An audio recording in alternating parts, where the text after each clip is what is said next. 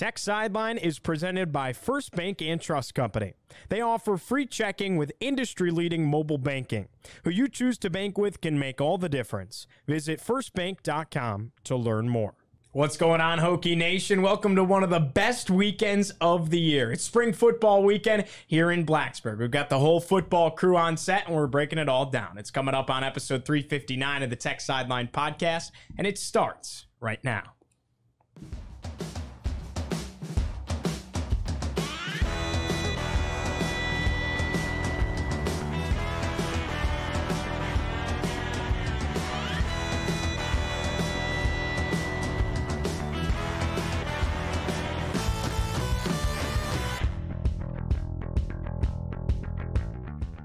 Welcome back in, Hokies fans, as we record on Wednesday, April 10th, 2024, from our studio here at the Virginia Tech Corporate Research Center. Remember to like, subscribe, and refer the show to a friend, and head over to techsideline.com. Check out all of our exclusive editorial content. As always, the first month of your subscription is free. I'm your host, Giovanni Heater. A little bit of a mix-up on the set today talking football. To my right, the lead analyst and columnist, Mr. Chris Coleman, who's decked out, by the way, in a fantastic T-shirt, Coleman's Irish Pub. Across the way, our senior staff writer, Andy Bitter. In the fourth chair, managing editor David Cunningham. And producing behind the scenes, Jay Brizzy, Jack Brizendine. Tech Sideline is presented by First Bank and Trust Company, but we're also sponsored by the Hokie Way. The first ever Hokie Way auction is live now through April 15th, allowing Hokie fans from around the world to bid on exclusive items and experiences like vacation packages and experiences with Brent Pry, Bud Foster, and so on. The auction will run from noon on Monday, April 1st until noon on Monday, April 15th. Visit thehokieway.org to learn more and to bid. And go ahead over to Triumph NIL because they're running something very similar as well. So check out everything going on at triumphnil.com. All right, we're talking all spring football today. Full show of football content. First and foremost, let's go ahead and start by talking about who's going to play, who are we going to see, and how much are they going to play? Everyone wants to know how much we're going to see these starters. Well, what's the injury list, Andy? I know you've got a pretty injury list. Let's see. Tucker Holloway will not play in this game. He sustained a knee injury, I believe, somewhat recently. Had his knee in a sleeve. I think they're still sort of determining the severity of that. The brothers Gosnell will not play in this game. They've been out after surgeries in the offseason. Linebacker Kelly Lawson. He's out. He had surgery. I think he has hand in his wrist and a cast, and it looks like a wrist thing that he had on. Jalen Stroman had shoulder surgery in the offseason. He has not played the entire spring, maybe a little bit of work in blue at certain points. Andrew Hanchuk is out of the young guys. There's some more that are in blue. I'd be surprised if Nick Gallo played, honestly, based on where he is coming back from the ACL last year. Christian Williams is somebody who's still coming back, so I don't know if he played. But, beyond that, I asked Brent Pry yesterday, how much do you expect guys like, Kyron Drones, Dorian Strong, APR to play in this game? He said he does think they'll play. Maybe not a lot, but he does think they'll play. So, I kind of joked yesterday. I think you see Drones out there. He'll be in one of those bubble suits, those big what is that sport where you run into each other and those big bubble things just bounce off? I don't know, but we need to add it as a varsity sport because it sounds like a lot of fun. I think that they should put him in that or just completely in bubble wrap. You certainly don't want him to go out there, but that's the concern with these guys that have been here so long. And what is Dorian Strong going to get out of another scrimmage in April? That doesn't really mean a whole lot in the big picture versus his health going into the next year. So that's the big thing with these guys is keep them healthy. Anybody that's even sort of borderline injured, I imagine, would not play. But there's still plenty of guys out there who will play. Coaches are not risk takers these days when it comes to injuries. I remember 2002 spring game. Grant Knoll had torn his ACL a few days earlier in practice. Brian Randall was the only scholarship quarterback left for the spring game. Not only did they not put him in a yellow jersey, but he was the quarterback for both teams the entire spring game. He was the only quarterback they had left, and they just threw him out there and probably in one of the most dangerous situations you could have where he played every single down. Going against the Bud Foster defense. Right. Have fun with that. They just cancel the game now. They wouldn't even do it. Sure, absolutely. I think he threw 38 passes in that game. Crazy. Wouldn't happen these days. But, if you remember last year's spring game, I think Byshal Tootin was out there a little bit. I don't think he had an official carry in that game. Yeah, there was really like one maybe catch, some receptions. Yeah. Right. Malachi Thomas barely got any playing time. It was a audition for the backup tailbacks, and that's what I would expect this time. You know, Tyler Mason, Jeremiah Coney, Traylon Mitchell. I would expect them to get most of the action, particularly Coney and Mason, who seem like they're 3 and 4 right now. If you just watch the order in which they go through drills, they're going to be the Bryce Duke and Chance Black of this year, getting the most carries. Although when you look at it, spring games, they throw the ball a lot. They don't really run the ball a whole lot till the end, when they're just like, let's get this thing. Let's get it over with. Point. Yeah. And you know, you'll probably see Dorian Strong out there for one drive. Same thing for Mansour Delane. They don't need any more work at this point, and you don't want to risk injury, but you want to take closer looks at guys like Dante Lovett, because if you're using Dorian Strong at nickel this year, who's going to be your other starting cornerback, basically, when you're a nickel package? Is it going to be Dante Lovett? Is it going to be somebody else? Right now, it would most likely be Lovett. You're going to see the young guys like Braylon Johnson get a lot of reps, and you're going to see him get reps at both cornerback and free safety. So it's a time to get those young guys plenty of work and just hold out the guys who you know exactly what they're capable of. Yeah, I think they're already sort of trending in that direction at this stage of spring, where we saw the scrimmage on Friday last week. Dorian Strong, I don't think, played a snap. I don't think he did in that either. Thing. So I mean, they've already geared the reps towards seeing some of these guys. They're maybe borderline roster, borderline 2 deep. Are they going to be good enough to play? Try some guys at different positions. Lath Gannon playing guard, get him a good evaluation in that spot. And with the injury side of things, before it was protecting guys from injury, and you go, well, they're protecting their investment. Now it's literally protecting their investment. In a lot of these cases, there's a lot of money tied up in many of these players. So when you think about it from that perspective, I mean, I went to Wisconsin, and after I had left Wisconsin, I think the year after, 2 years after, it was the last play of the spring game, and Lee Evans, the star wide receiver, blew out his knee on like the last play of the spring game. It's like, that's what you don't want. And that happens occasionally. This is a violent sport, and even if you don't get hit, you could just come down the wrong way. So I think just limiting any potential for injury is always at the forefront of these coaches' minds when they go into this thing. I thought it was pretty interesting. Coach Pry has talked about before how he's really looking to see, not necessarily the true freshmen, of course they want to see those guys develop, but really looking to see the second-year guys, whether that is redshirt freshmen or true sophomores. What do you expect out of them?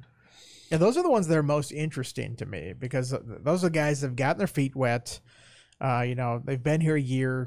They know how to get to class and stuff. I mean, a lot of the freshmen are still figuring that stuff out. Maybe not this late in the semester, figuring out how to go to class. But, getting used to college, the speed of the game, the physicality and everything. But you see second-year players a lot of the time, it's like, I'm looking at Lath Gannon, who got a little bit of action last year. Dante Lovett, Mose Phillips, Aiden Green.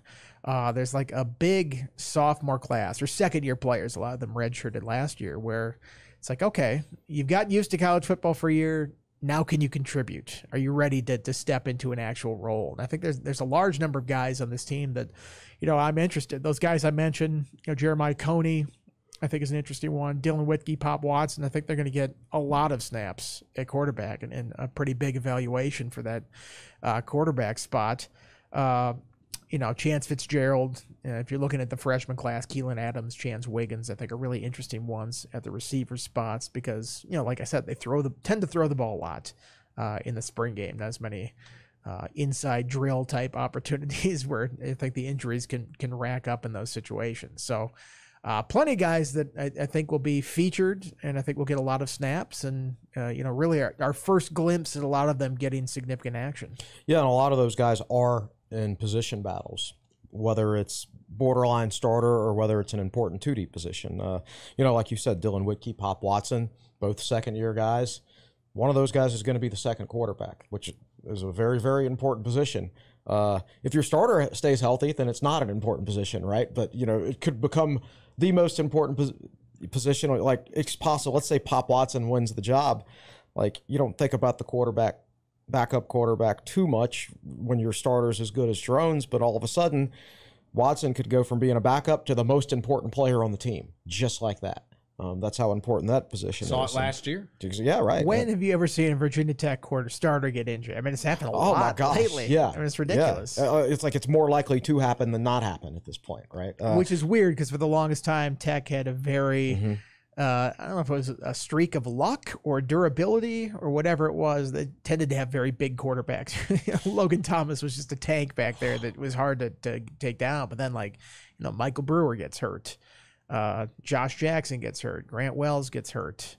Hendon Hooker was in and out of the game for various reasons. You need your backup to step up. But I mean, it's a critical spot, and especially this day and age where you don't have, 3-4 years to have a guy on the roster and he's developing that whole time and he knows the system inside and out. I mean, you have to get those guys ready and you have to get them ready quick. Yeah, and they got a lot of reps in the scrimmage where they get like 100 snaps. 100, I think each of the last 2 scrimmages have been like so that. They're getting valuable snaps right now. They're just Jerome's got maybe 3 series in that scrimmage on Friday. Pretty limited. Yeah. And they kept him in the orange jersey. Yes. They took the orange jersey off the young guys, had them go live, and I think they see a lot of value in that for those guys. And I think, Pry and his staff look back at last year.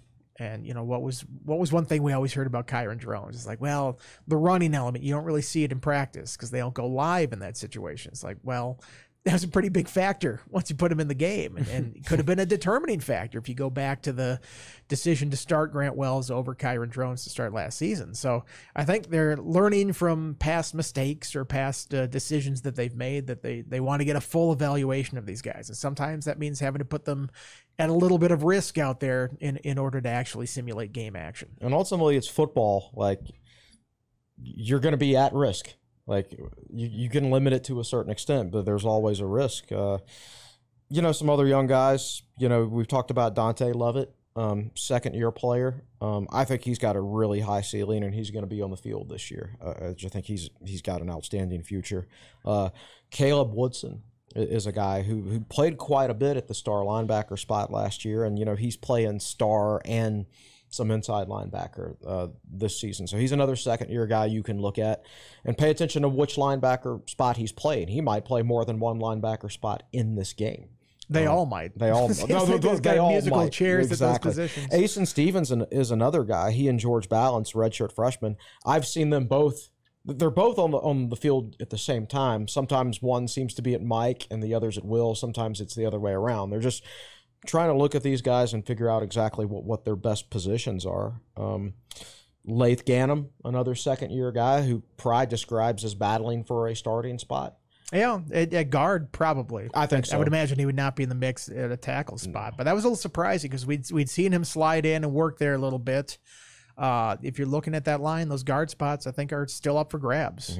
I would imagine Montavious Cunningham eventually seizes a starting spot at right guard. It's hard in my mind to imagine that they brought him in not envisioning a starting spot for him somewhere. But so far, he's worked with the second team at that right guard spot. Bob Schick has still run with the ones. And then, left guard, Braylon Moore started there last year. He's worked some at center. Brody Meadows has been in there. He's also been hurt a little bit, I think, in a blue jersey. I think it's just, where you always hear this with coaches when they talk about the offensive line. What's the best 5 and how are they going to fit together? And if Ganem has that skill and can play on the inside, something he hasn't really done in his career up to this point, then you got to get him on the field. I mean, you're doing a disservice to other players if you don't get your best players on the field. Yeah, he's got good size, and I think one of the reasons, obviously Braylon Moore is still playing some guard, but I think if Caden Moore got hurt, then Braylon Moore would be your starting center. I think Tech is trying to get bigger at the guard spots, and Braylon Moore, who I think is a good player, just doesn't quite have the size they're looking for at that position. He's more in a center mold, more like his brother. So I think Ganem represents an opportunity, and obviously Meadows also, to get bigger at that position. I'm really interested to see the defensive tackles. How much do you think we're going to see some of the new coming defensive tackles? You talk about Gilliam, Peebles, Kamari Copeland, all out of the transfer portal. I think you see them a lot. Well, first of all, there's just not a lot of walk-on defensive tackles on this team. They've moved Gunnar Givens to the offensive line. They've moved Lamar Law to the offensive line. Andrew Hanchuk's going to be out. Hanchuk's out. Right. Laws is not here yet. Right. So I'm looking up and down the list of defensive tackles, and obviously besides Fuga and Panay and those 3 transfers we talked about, you've got Malachi Madison, I think Finlater, who factors most in think there. is a defensive end, but apparently he's been playing defensive tackle, and then Elijah Clock, who's a walk-on. So that's 3 guys, but yeah, you're going to be seeing those transfers in there quite a bit. Yeah, and when you think about those transfers, they haven't been here long. Like, you talk about the value of the reps that they get, and somebody who's been here, now going on 5 years, coming up this next year, Dorian Strong, I don't think he needs a ton of reps like that. He knows the system pretty well, even though the system has obviously changed since Brent Bry came in. I mean, Peebles and Copeland and Gilliam have been here 4 months. I mean, that's not a lot to have the entire thing down like the back of your hand. And you want to get out there and see how those guys operate together.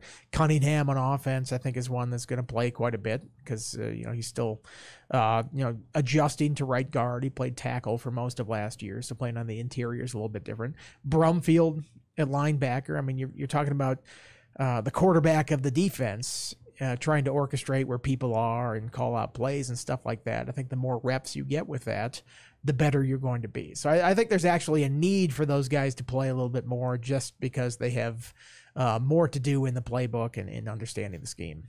Decono, what you got in the 4th chair? Yeah, no, I think that's the most exciting part of the spring game potentially is those 4 guys you last mentioned. All 4 guys you have written about this spring, Andy. I thought your piece on Brumfield was really, really good, and you wrote about the defensive tackles recently.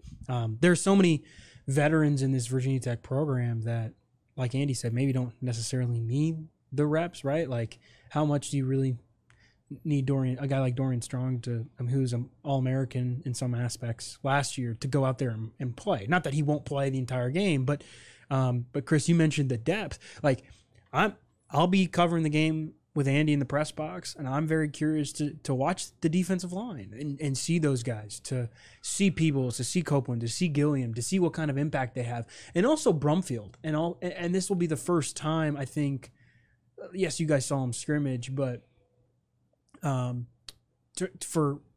really get a good sense of Brumfield and how everybody works around him and the communication. I think that is going to be the most interesting aspect of it. We talked so much last year about how there was kind of a little bit of a hole in the defense at Mike linebacker, and the hope from the Hokies end is that Brumfield will be able to fill it. I'm curious what that looks like, and we know how good Antoine Powell-Ryland is on the outside, but how do these 3 defensive tackle transfers kind of fill in that gap, so where there's no drop off from the guys that were there last year? So that's what I'm most excited to watch this weekend, is to get a good sense of those 4 defensive transfers and kind of how they fit in and how guys play off of them. Allow me to tell everyone, as always, Tech Sideline is presented by First Bank and Trust Company. As our presenting sponsor, First Bank and Trust Company's support has been invaluable to TSL, helping us to bring you all the great content across all of our platforms. Who you choose to bank with can make all the difference. Bank with First Bank and Trust Company. Visit firstbank.com to learn more. All right, one thing I want to bring up, guys, is yes, it's the spring game. Yes, it's hype. It's a lot of fun. But at the same time, you can never read too much into what you see. And I think we have plenty examples of that. Remember Kyron Drones last year? Everyone said, man, this guy kind of stinks in this spring game. And then Pop Watson throws this crazy highlight reel touchdown. I mean, you just can never read too deep into it. It was a rough game. And I remember the first spring game I came to was 1999. And you'd heard all this Michael Vick hype in the offseason after he redshirted, and then come up to the spring game, and I think he was like 3 of 11 or 3 of 12 passing, and I'm just like, I don't know about this Vic guy. I think he might need another year before he's ready, right? And then you got some other times where you're like, walk-on legend Jeremy Haynes racks up 3 sacks in the spring game, and you're like, oh, is he going to get on the field this year? Every spring game, you can take away certain things. There's always one guy every spring where you're like, I can't wait to see that guy play. He looked great. And there's always one guy you're like, oh, man, he wasn't what I expected. Sometimes what you see is what you get. Sometimes what you see can be very deceiving. Yeah, I think one that stands out in my mind here, one that is like, okay, this is big things are coming for this guy, was Caleb Farley. That year he went out, he played defensive back for most of the spring, and then they switched him over to receiver right before the spring game, and he went out there and he was the best athlete on the field. And I think he turned Brandon Faison around like 2 or 3 times. He got still pass in the interference NFL, by the penalties. way. I mean, like, yeah, good players that he was going against. You're like, man, they have to get this guy on the field. And then, of course, he tears his ACL and comes back, and he's on defense, and never got to see that offensive aspect with him, which I think is one of the sort of big disappointments, never to see him on the offensive side of the ball. Go back and watch his huddle highlight sometime just for fun. He was like, I mean, it's just like, it's like incredible. Like playing on the rookie level of Madden or something like that. He's just running by people. So yeah, I mean, every now and then you see these players like, man, this kid is like bursting to get on the field. At the same time, don't read into the results too much and don't look at the stats too much. When I was at Auburn in 2010, there were 3 quarterbacks who played in that game. Neil Caudle had a huge game, threw a bunch of touchdowns. Barrett Trotter, another guy, huge numbers, a couple of touchdowns. The guy who struggled the most in that game, I don't think he had a touchdown, a pretty low completion percentage, was Cam Newton. And as it turned out, Neil Caudle and Barrett Trotter did not win the Heisman Trophy and go to the national championship the next year. So, and even afterwards, there were questions to Gene Chizik, the coach, where it's like, were you sandbagging with Cam Newton, trying to like keep the hype down because it seemed like the play calls were a little bit different, and obviously you didn't see his running capability because he was in a not no hit jersey. So. These coaches can manipulate things in the spring game to what they want to see or what they want to show. And obviously they're not going to show their full offense out there. They're going to be pretty vanilla with what they're running. So I would just caution, don't read too much into it. Don't look at the stats afterward and say, this guy is definitely ahead of this guy because he had X number of catches and this guy didn't do anything at all. Because I've seen the ultimate example of that, somebody who was, possibly, arguably the best player in college history. I mean, he's up there. That one single season that he had, and at that spring game, he wasn't particularly impressive. Physically, it was. You looked at him and you go, my gosh, this guy is an alien. How big and how fluid he is out there. But the stats and the comprehension and understanding of the offense just wasn't quite there at that point. So the key to being a successful quarterback for Virginia Tech, have a really bad spring game. There you go. Yeah. There we go. That seems to play well last year. Kyron Drones ended up really teeing off the second half of the season, as we know. Now he's talked about, and it depends on the site, and read into it whatever you want, but there's some things that have him as a top 10 quarterback in the country coming into this upcoming season. So, continuing this, how about the format of the game? Chris, we know that they're going to do like the orange team versus the white team, I believe is what they're going to go out there with. But what do the quarter system looks like? And we still don't have rosters at this point either. Yeah, we don't know how the team's going to be split up. I think when they split the team up last year, you could look at it and you could tell which team was going to win, like going into it. And I think, what Wells' team won, what was it, 30-0? Yeah. The final score? Well, the team that Drones was running with had the second team offensive line, which was at such a disadvantage compared to the other side. I think, I asked Pry about this yesterday. Has that gap closed? And it has, significantly, in his opinion. That, and he even said, that was one of the mistakes they did last year, was just go first team, second team offensive line, because he didn't get, Drones didn't have any time to throw the ball. There are no holes to run through on that side of the ball. So you just did not get a good evaluation of that side. So everybody comes out of that game, myself included, going, my gosh, Grant Wells is so far ahead in this competition. It's not even close. Well, you didn't have a fair chance to see what Drones could do out there. So I would imagine this year they probably could go first team, second team offensive line if they wanted to. I think that the gap between those two is not so great. It's not going to be disqualifying for whatever skill players are playing with that second team offensive line.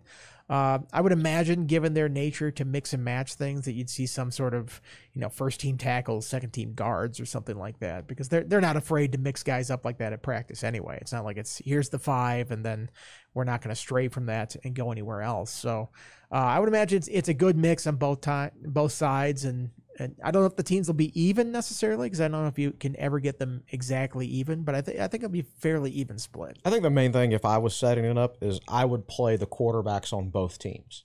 So I think if you feel like, well, maybe this team's got an advantage here, but this other team's got an advantage here, and then after the game you're trying to compare the quarterback stats and everything like that.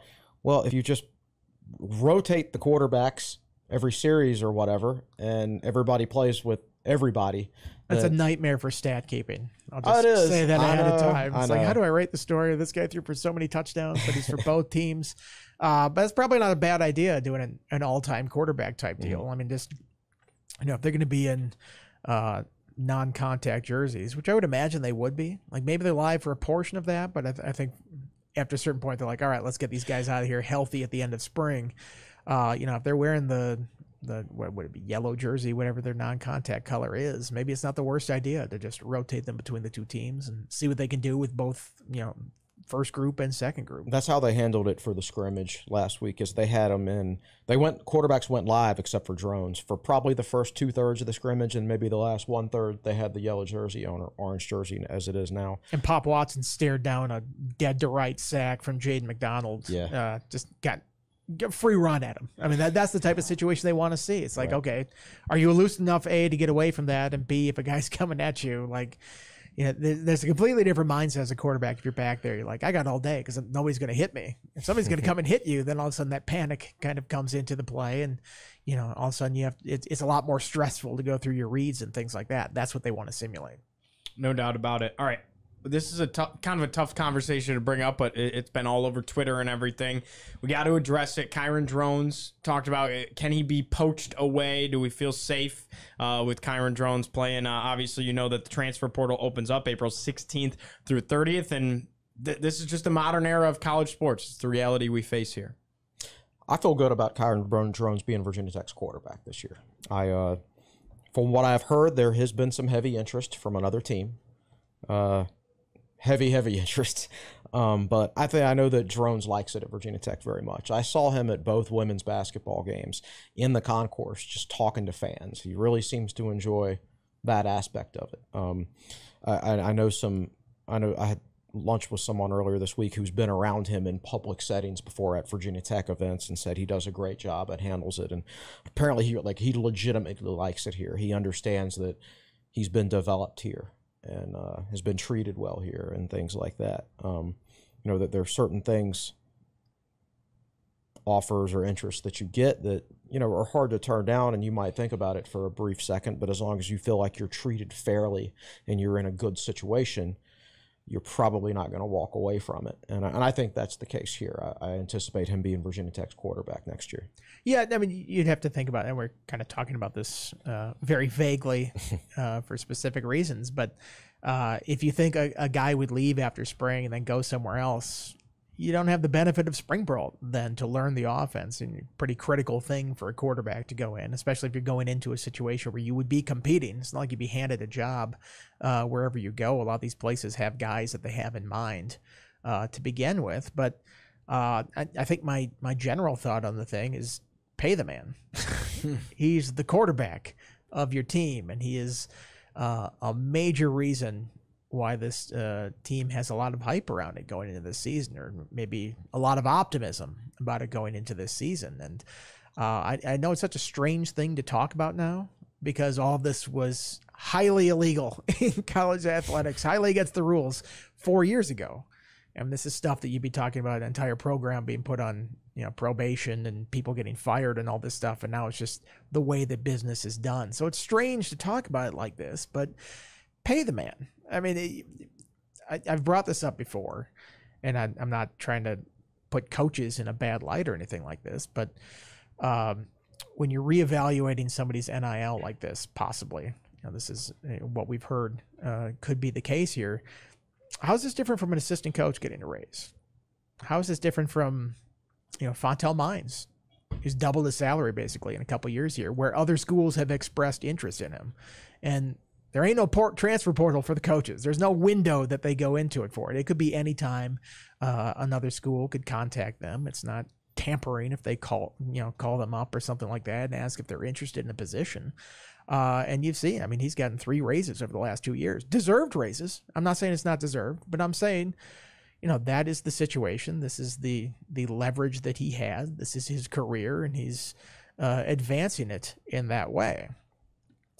It feels different when it's a player now, possibly, who could have this leverage, but there's interest out there and there's money involved in this thing now. So my thought on it would be pay the man, give the quarterback what you think he's worth. And I thought it was interesting the other day, before we started the press conference, Brent Pride brought up NIL and brought up the NIL opportunities that Virginia Tech fans will have at the spring game. And, be sure to donate. And there's a lot of cool things and prizes you can bid on and stuff like that. And I thought the timing of that was curious to lead off your press conference with that and get that out there, but it's part of the game. You need to have, and I asked him after that, do you feel like you have a handle on this thing? Any surprises coming your way? And he's like, yeah. And he's got like a spiel that he goes to where Virginia Tech doesn't have the war chest that some schools have, but you've got to be competitive. You've got to be in the ballpark. And I think they can make competitive offers on some of these guys. I think you look back at, Mansour Delane in the fall. I think a lot of people thought he was out of here after the season. I think, reading the message boards, I certainly think a lot of people thought that. We even asked him, about if he ever thought about transferring, why he put out the, I'm staying at Virginia Tech message when he never went in the transfer portal or anything like that. And he's like, well, yeah, there's stuff that's out there, and there's way that people have conversations or make it known that you could make more money at another place. And it's never like direct. It's not like coaches are calling up these guys. At least I don't think it would be coaches calling up these guys direct. They probably would be smarter than that not to have their phone number show up in the phone records like that. But there are ways to communicate that there's more money out there for some of these players. So that's just the way the game is right now. And, I think Virginia Tech needs to continue to be competitive.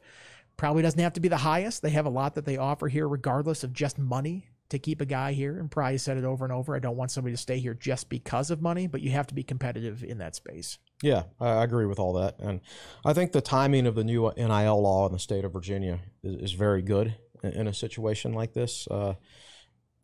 It's either going to start in July or November, depending on what happens. But basically, the Virginia government approved it. The governor has approved it. It's going to start very soon. It allows schools to bring their NIL operations in-house. So now Virginia Tech's collectives can be absorbed by the Hokie Club, for lack of a better word. And basically, Hokie Club money and NIL money would be kind of the same.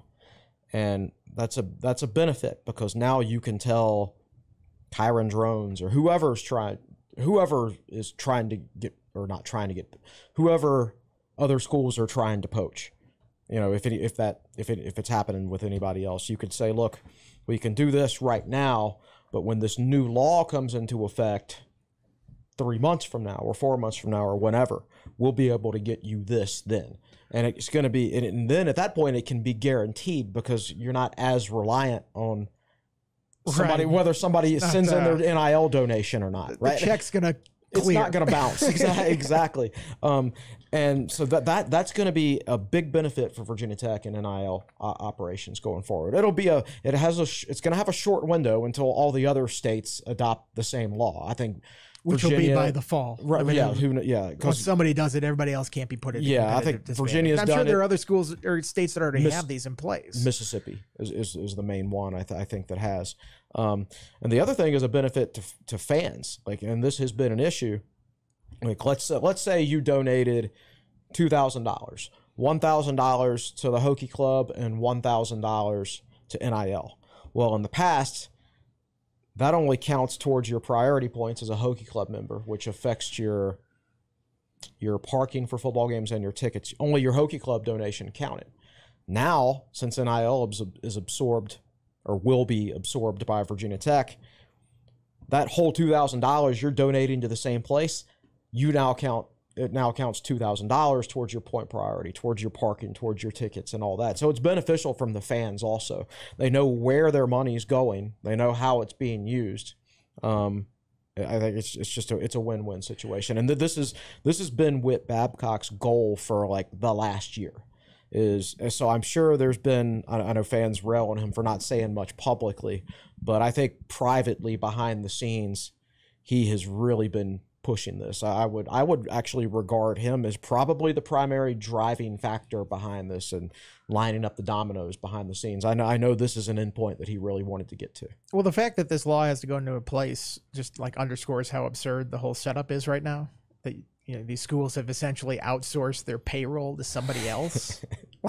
What business runs like this? And it's entirely the schools and the NCAA's fault, because they have fought tooth and nail against every meaningful change that they could have done to this messed up system over the last 3+ decades, the explosion of money in the sport.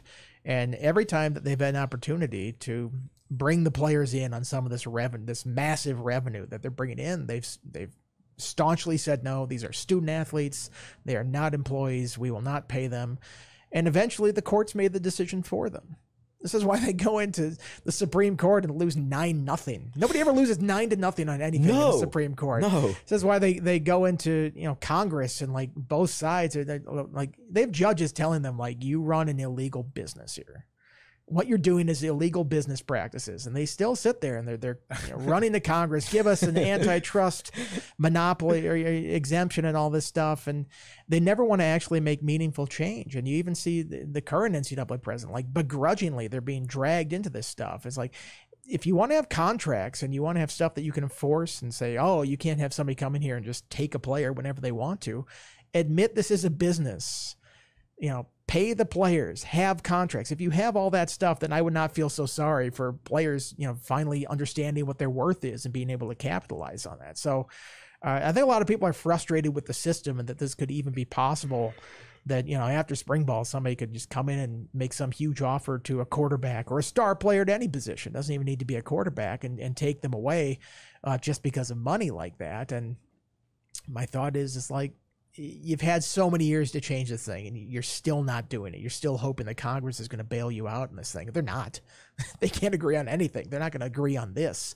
So I think just remember where the fault lies in this whole system. It has been the NCAA and the member institutions who have fought against any kind of meaningful change forever. This is fantastic dialogue here, and I think the big picture thing for people to appreciate is now I think we're seeing evidence that that Tech is all in on football. You could say whether it's in the fear of being left out of this whole major conference thing when eventually we in 5 years get to 2 of these, and football needs to be good in order to get into that. Well, this is the sport we're talking about, is football, and I guess it starts right here. It's in front of you. Starts by paying your quarterback, right? So Tech's all in on that. Well, I think it's interesting because there's certainly like a level of panic in the fan base that I think there's like an old joke about like economists that like they predicted 12 of the last 4 recessions. Like there's always some panic that's going on this thing. And it feels like fans are kind of the same way. It's like, it felt like in the fall that everyone was just resigned to the fact that Mansour Delane would no longer be here. And it felt like there was a stretch after signing day that everybody thought Aeneas Peebles was going to go back to Duke.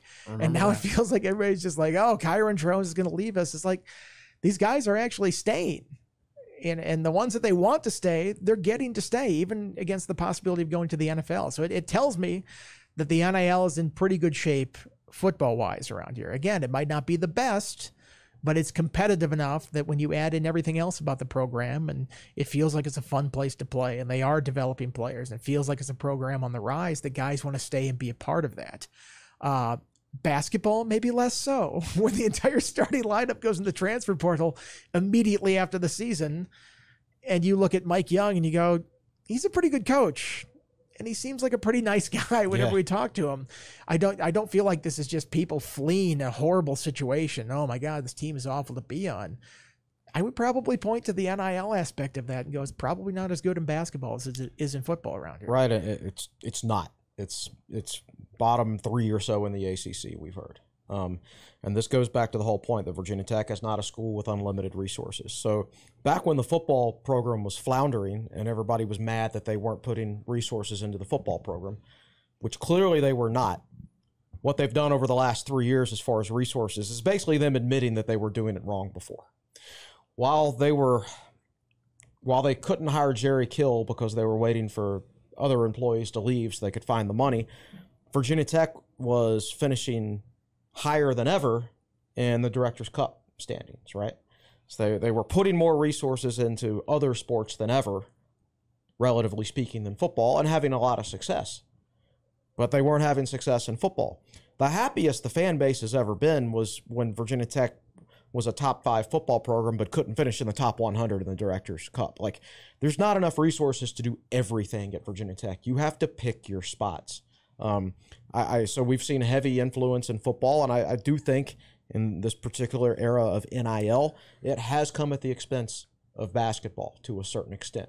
Now, I think I think more people are understanding of that now, since more numbers are getting thrown out there, since It's not officially out there how much Lynn Kidd is making in Miami, but you know, those numbers have been thrown out there, and it's a significant amount. It's basically half or a little over of Virginia Tech's entire men's basketball NIL budget. And Mike Young can be the most genius X's and O's coach of all time, but you can't. There's only so much you can do, right? But I think the whole situation has created awareness for men's basketball, just like some past situations created awareness for football. So I think that situation will be addressed over the next year or two, but you've just got to have some patience until then. And honestly, the best thing that you can do for NIL at large at a school like Virginia Tech is to be good at football.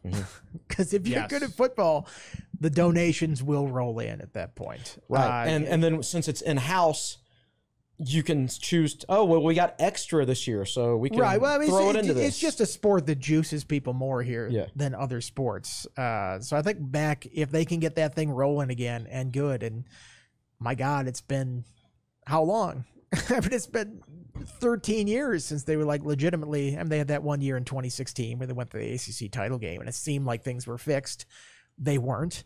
But man, it has been over a decade since Virginia Tech has been that program that just kind of chugs along very, very well and, you know, competing for ACC titles. It's been a minute since that happened. So if you can get that rolling again, I think that does affect donations. It gets people excited about not only your football program, but all aspects of the athletic department and want to contribute. Want to get David in here in just a second, but riddle me this, right? This is a football school at its core, right? I think from a national landscape, people understand that.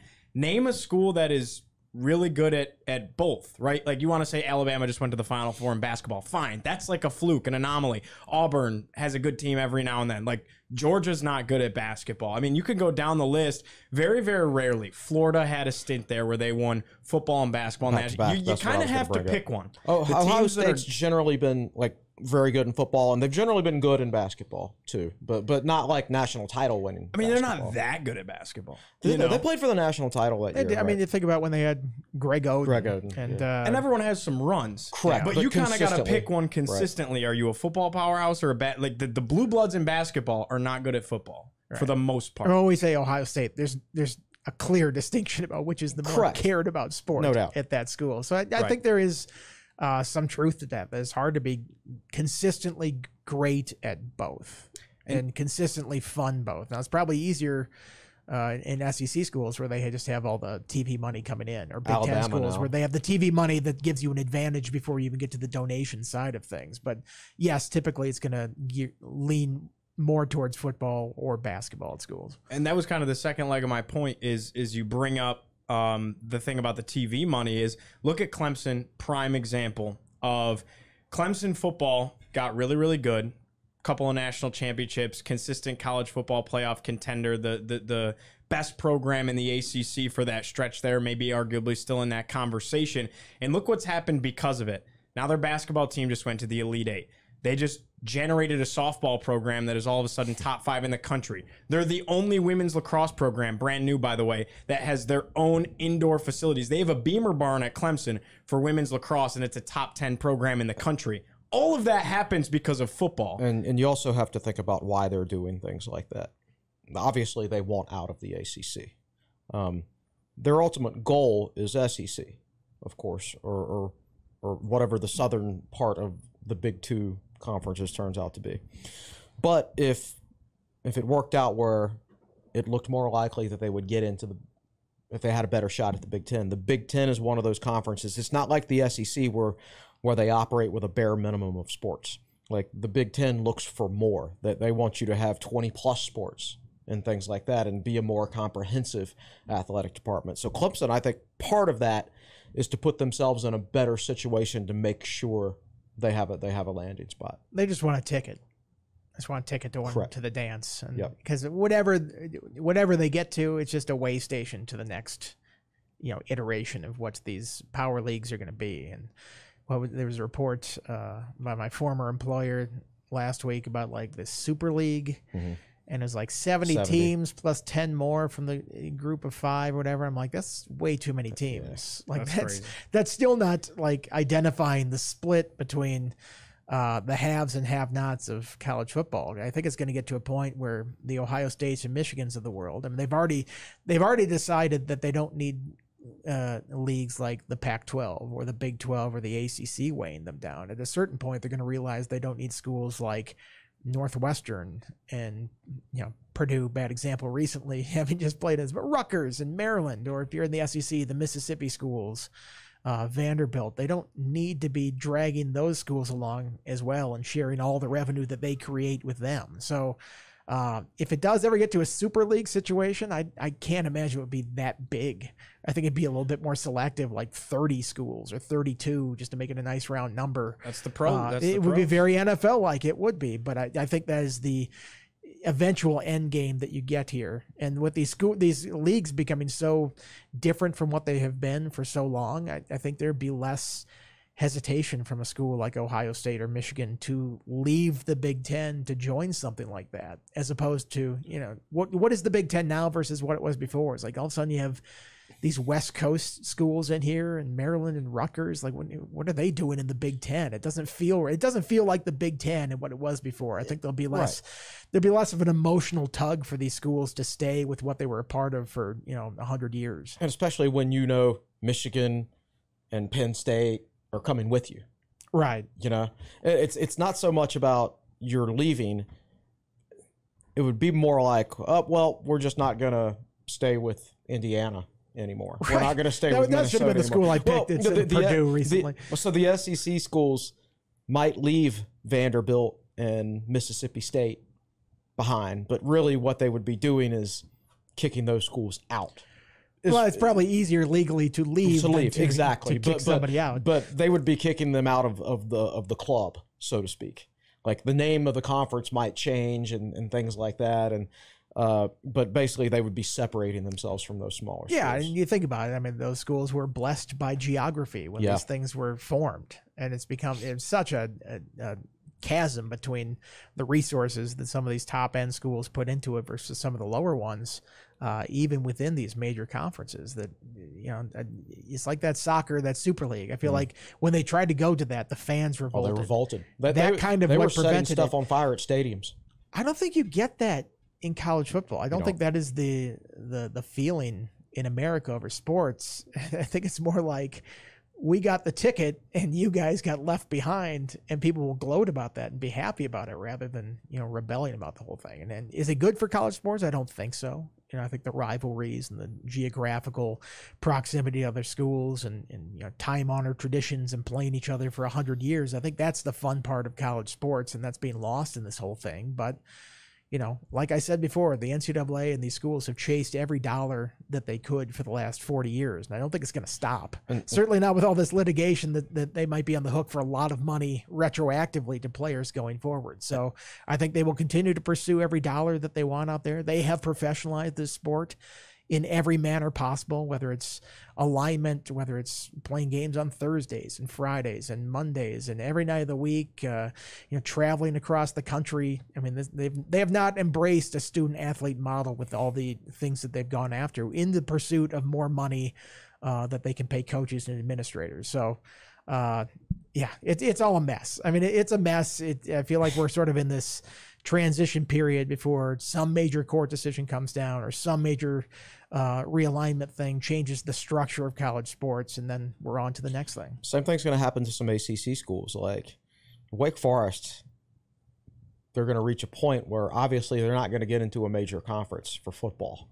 So what do? You de-emphasize football and you join Big East basketball. Same thing at Duke, most likely. Same thing at UVA. Imagine those three schools, their basketball programs getting put into the Big East with like Villanova and UConn and programs like that. That would be an incredible basketball conference. I think the Big East is already a great basketball conference, but that would be like a super basketball league, which you could see something like that happen as a kind of a result of all the football stuff that happens. Well, I'd love to see something separate for football. Agreed. It's such a different element from all the other sports, and it's so, basketball, to a degree, I think you can travel that much, but it's like you're sending your softball team cross country to play these games. Should never happen. track, wrestling. It's like, what are we doing? Like, these should be played regional. There's no reason to have this national scope for some of these sports and the travel that's required for some of this stuff. Football is driving all these realignment decisions. Like, just have something for football and then go back to the regional conferences for all the other sports and make a little more sense. I agree with you there. David, want to work you in. Apologize, it's overdue. So what do you got for us over there in the fourth chair? Yeah, I wanted to talk about NIL. I think this landscape is so interesting, and I think Brent Pry and his staff are handling it very well. I think they have a grasp on what they need to do to succeed at Virginia Tech and NIL and how important that is. I think Mike Young is... I think this offseason is kind of awakening or giving him a better understanding of it. Chris, you mentioned the Lynn Kidd thing. Numbers aside, I mean, the fact that he committed to Miami less than 48 hours after he was in the transfer portal tells you all that you need to know, that it was a quick and easy decision. And then a guy like Elijah Poteet, who's coming back, he enters the transfer portal and then announces he's returning to Virginia Tech. Right? It's guys testing the waters, seeing what's out there. And but I think if kind of the point you guys were making earlier, if football continues to succeed, like Andy said, more people will be willing to donate to Virginia Tech athletics as a whole. And I think the trajectory is there. And I think women's basketball is kind of a different animal because it has a little bit more sport-specific donors of sorts. I know men's basketball does too, but women's basketball, NIL, Tech is doing really, really well. I think men's basketball is just kind of a unique situation where, unlike football, where there are 130 teams but 85 scholarship players per team, basketball is, though there's 13 scholarship guys for 350-something schools. And the best ones are going to get offered by the best programs. So, but the thing I find it funny is if the recent commitments from Mike Young are any indication, it's not like Virginia Tech is going to fall apart. Chris, you said Virginia Tech is in the bottom third in NIL. That's what I've heard. From what we know in men's basketball in the ACC, and the Hokies just finished 8th in the ACC. Like, Mike Young is showing he can do more with, in theory, less. And I think as everything else kind of comes together, he will be able to do more with a little bit more, and then a little bit more, and then a little bit more. And I think, I think the athletic department is in good hands. And you mentioned Witt and how he's kind of pushing it forward. I think Virginia Tech is kind of the Hokies are kind of at the forefront of this, and they're in a good spot. Not that they have the most resources or the most money, but they're in a really good position, and they're using their resources to the best of their ability. And I think that part's important, and not just football, but also men's and women's basketball. And I think the women's basketball part of it's big. Obviously, you had 2 All-Americans this past year, so they're obviously going to draw a lot of interest. But Megan, we talked with Megan Duffy about it last week, and she sat in the chair Andy's in on the podcast and talked about NIL and how important it is, and how she feels really, really good about where Virginia Tech is. So I think people freaking out, losing their minds about the whole conference situation and about NIL and where is this thing going. And I think Whit Babcock and the Hokies have a really good handle on the situation. To kind of summarize it all, I want to add one thing here regarding NIL being brought in-house. Brad Worthman, who I think is the hardest working person in the entire town of Blacksburg, he's technically the head of the Hokie Club, but he's also the head of ticketing, the head of marketing. That guy does 5 people's jobs. So when NIL gets brought in-house, if he's still in that head of Hokie Club role, like, that's just more on his plate, right? Virginia Tech needs to get with the program, and apparently Whit Babcock disagrees with this, and I just, for the life of me, I can't figure out why. Virginia Tech is the only school that does it this way, which either means we're the Hokies are geniuses or just don't know what they're doing. Everybody else's Hokie Club the head of the organization, that's their one job. Brad Worthman, the head of the Hokie Club, has 5 jobs, and now you might be asking him to do a 6th job. Virginia Tech needs to hire a head of this Hokie Club, or whatever it's going to be called after NIL gets brought in house. There needs to be a head of that overall infrastructure where that is his one and only job. It might cost you an extra $200,000 in salary every year. It might be worth $5 million a year in donations if somebody specifically worked that job. So I think for me that's imperative. To me that's the top of my wish list for staffing at Virginia Tech right now. It already was even before NIL, the law passed where NIL can be brought in house, but it's even further up. Like there's not a close second for me right now. That hire has to be made. Am I confident that it will be? No, but it has to be. All right, I'll do it. You said 200,000. Pretty good salary. I'll do it.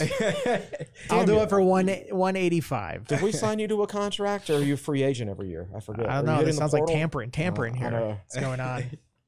Anyways, let's rail it back to the spring game just a little bit for the sake of time. Want to ask you guys the festivities part of all this. David wanted to touch on it as part of the show today. I think we all love the spring game. Any fond memories? Blacksburg is, for lack of a better term, as the kids say, it's going to be lit this weekend. My first spring game was 1999. I was really looking forward to it, and God, it was cold. It was snow flurrying that morning. It was horrible. I really didn't enjoy my first spring game because it was cold.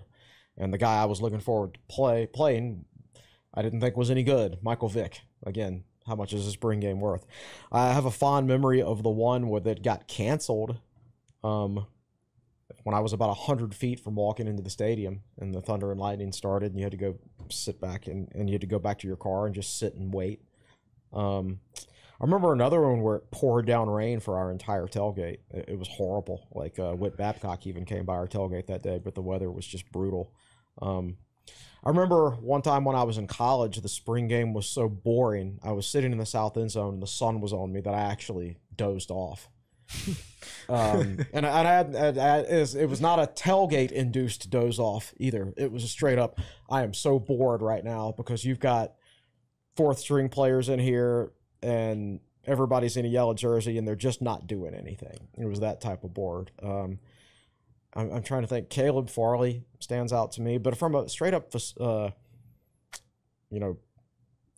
festivities standpoint, it's for me the spring game. That's what it's about. Yeah. Everybody likes to go watch football, but it's your chance to go meet up with friends. I'm sure I'll have friends in town that I haven't seen since last season or even further back than that. It's just a good chance to catch up with people. I think spring games are a lot like minor league baseball games where attendance is very heavily dependent on the weather. Mm-hmm. And enjoyment of the event is probably mostly based on the weather too. I'm looking at the forecast here. It's supposed to be 64 as a high, partly cloudy, 16-mile-per-hour winds. Wish a little bit lower winds there.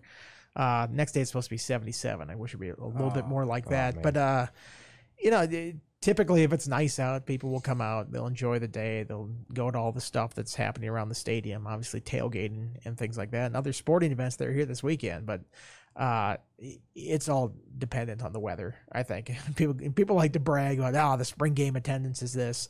By the way, don't ask me what my guess is going to be for the spring game attendance. It's my least favorite question of all time, is estimating attendances. But people like to brag so much about that. It's like, well, typically it's just based on how nice of a day it is out and whether people want to come out to the game. So if it's rainy, I bet you not a ton of people. Just the diehards will show up at that point. If it's nice out, I think you get a pretty good crowd. And it looks like it's supposed to be nice out. That the minor league baseball team that plays on stilts and does all those funny things. The Savannah Bananas. Yeah, and there's 2 of them now. There's the Savannah Bananas and the Party Animals. Well, that's the team they play every game. Oh, they're the Washington Generals? Yes. Do they lose to them every time too, or do they? That I don't know. I've never seen the Bananas in action. Okay. The competitive integrity of this league is at stake if they lose every time to them. Yeah, that just doesn't happen. But that is they play each other every single time. But you're right. Like there has to be some entertaining factors to it. I think it'd be cool to have like a former player flag football game for like 30 minutes before the actual like spring a game skills starts. competition. Something.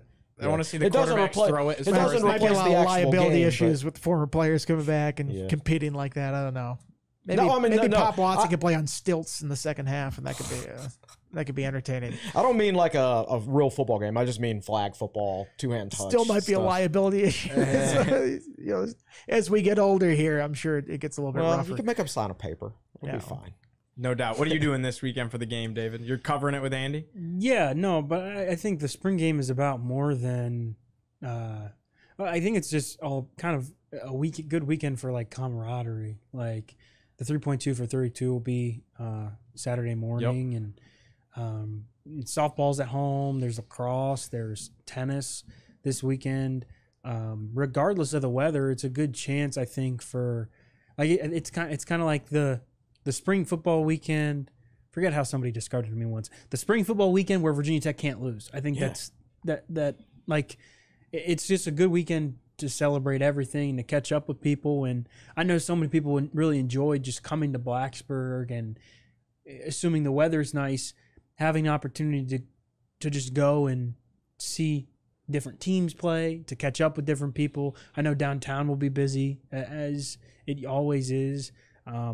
It's going to be fun, and I always enjoy just seeing the people that come into town, because sometimes people can't come in, during football season, but they make an effort to come to the spring game. So I know there are a bunch of people who tailgate that, like, they make an effort to go to the spring game every year just because they know how relaxed it's going to be, and they don't have to pay $70 for a football ticket. They can just walk in and watch free football if they want. So it's a nice kind of low-key, fun overall weekend, and I think it'll be good. I'm excited for spring game just to see what some of those guys look like I mentioned earlier. But yeah, softball I'm sure will be very well attended, and some of the other stuff as well.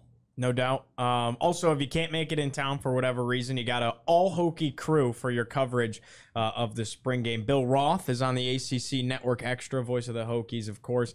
He's getting elevated up to the TV game this weekend, and he'll be doing the game on TV. So that kind of bumps everybody up a tick. Zach Mackey is calling the play-by-play of the spring game on the Virginia Tech Sports Network from Learfield. He'll be doing that with Burn Up. So Evan Hughes is naturally in Zach's job on the sideline, and that means I'm doing baseball in Atlanta. So if you want to listen to some baseball, that'd be pretty cool as well. Any final notes, guys? What's coming up on TSL this week before we let our audience go? Spring game, baby. Yes, that's all we got. Gearing up for the biggest events of the spring here in football. I'm going to try to write a basketball portal article tomorrow. It's just so hard to keep up with, and there's so many names in it, and it's hard to say who exactly Virginia Tech is pursuing and things like that, but I might write another like generic article with a few names on it and a few thoughts for tomorrow. Sweet. Yeah. Once the spring game ends, it'll kind of be like smooth sailing, which will, it's like. You going to go on vacation? Oh yeah. I've got vacation plans to kind of figure it out still a little bit, but as far as basketball is concerned, now it's just kind of portal season, and it's technically like a quiet period right now, and then over the summer it's a bunch of evaluation periods. There was a dead period during the Final Four this past weekend. You might see some. I don't how many high school players commit to each team, men's and women's, will be interesting. I would expect maybe more for the women, because the Hokies already have 2 high school commits on the men's side. But it's just kind of portal season, and both Mike Young has a staff in place, so he and his staff are are mining the portal and have offered what it feels like just about everybody. But as far as the women's team is concerned, I assume we'll do a podcast midweek next week or early Monday after the spring game, and next on the list I think for Megan Duffy is hiring her staff, and what does that look like? I'm not really sure. So I'll update. We'll update everybody when we know more, but it's kind of just playing a little wait and see game now for what the staff looks like, what the rosters look like for basketball. Sweet. The main point is it's almost the off season. Yes. When the spring game ends, it's pretty much the off season. So, Gio, it's almost time to take a nice trip Tipperary Hill in Syracuse, New York, and go to Coleman's Irish Pub. Yes, I think sir. it would be a fantastic off-season field trip for us. Looking forward to it, no doubt. I think that's the perfect way to cap off episode 359 of the Tech Sideline podcast. Enjoy the festivities for the spring game this weekend. Enjoy the weather. For Jack Bresendine, for David Cunningham, Andy Bitter, Chris Coleman, I'm Giovanni Heater saying so long from Blacksburg, and we'll see you next week.